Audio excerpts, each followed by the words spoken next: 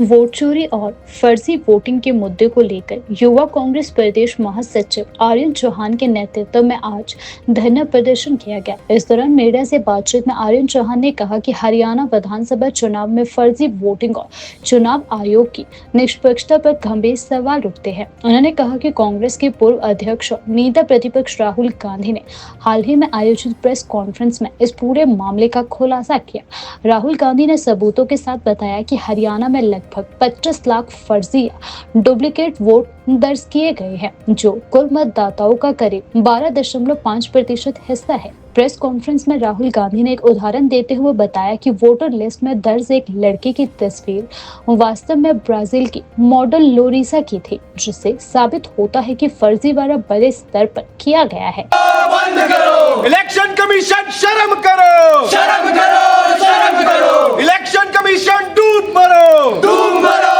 डूब मरो, मोदी शाह के दलालों को जूते मारो सालों को, इलेक्शन कमीशन शर्म करो, शर्म करो, शर्म करो, लोकतंत्र की हत्या बंद करो, बंद करो, बंद करो, लोकतंत्र की हत्या नहीं चलेगी, नहीं चलेगी, नहीं चलेगी। देखिए, आप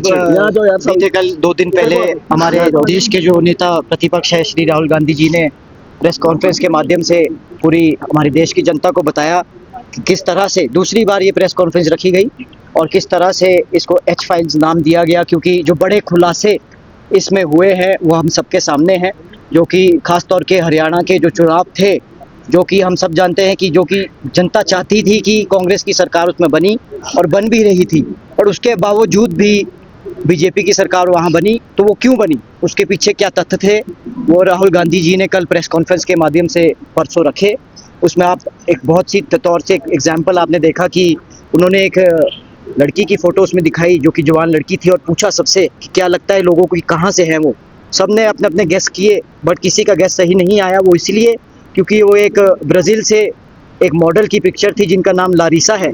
और उनकी फ़ोटो उन्होंने लगाए रखी थी, और 22 जगह पे उनकी फ़ोटो लगी थी 2 बूथों में। तो ये आप देखेंगे कि डुप्लीकेट वोट्स की उनने खुलासा किया, और एक बुजुर्ग महिला की 223 बार फ़ोटो 10 बूथ्स में उनकी वोटर लिस्ट में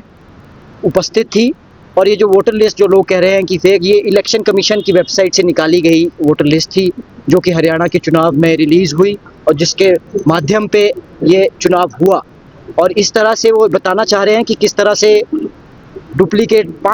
तकरीबन 25 लाख जो कि डुप्लीकेट फेक वोट्स हरियाणा में बने हैं। टोटल 2 करोड़ मतदाता वहाँ पे हैं, उसमें से 25 लाख फेक वोट्स बने, जो कि तकरीबन 12.5%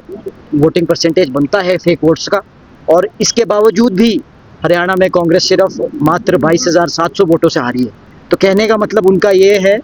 कि यहाँ पे जो इलेक्शन कमीशन है, जो कि एक इंडिपेंडेंट बॉडी है जिनका काम निष्पक्ष तरीके से इलेक्शन को यहाँ पे कन्वे करना है, पूरे देश में कंडक्ट करना होता है, उसके बावजूद भी उन्होंने अपना काम नहीं निभाया है। और हम पूरे युवा इस देश के, we as individual we are gutted and absolutely angry कि जो हमारा जो राइट टू वोट है वो हमारे से इस बुरी तरह से छीना जा रहा है। और आप सब जानते हैं केंद्र में भाजपा की सरकार है, ये साफ पता चलता है कि ये मिली भगत है, क्योंकि जहाँ जीता है इलेक्शन, अगर कोई सरकार हार जाती है। और सबसे दुख की बात यह है कि जैसी हमारी ईमानदारी से जो जनता वोट डालती है इलेक्शन के टाइम में, और कोई अपने हिसाब से कोई और आके वोट से सरकार बन जाती है, बड़ी दुखद की बात है। तो आज हमारा जो युवा है इस देश का और इस प्रदेश का, हम सड़कों पे उतरे हैं, मांग करते हैं कि इलेक्शन कमीशन जो कि है प्रूफ के साथ आज बाहर आए और पूरे देश को बताएं कि ये क्यों, ये जो आप केंद्र सरकार के साथ मिलकर जो आपने वोट चोरी की है, ये क्यों की है और ये कितनी गलत बात है। तो हम ये इसकी एकदम निष्पक्ष जांच करते हैं कि हम इलेक्शन कमीशन इसको दे।